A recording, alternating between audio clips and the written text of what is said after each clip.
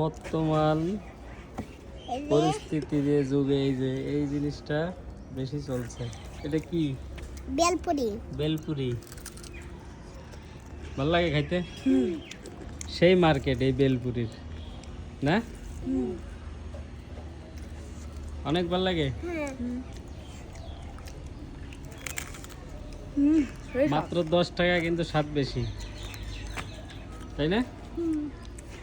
চটপটি দিয়ে বানায়। কি দিয়ে বানায়? চটপটি, এই যে চটপটি আর আলু। তাই? হ্যাঁ। সেই স্বাদ।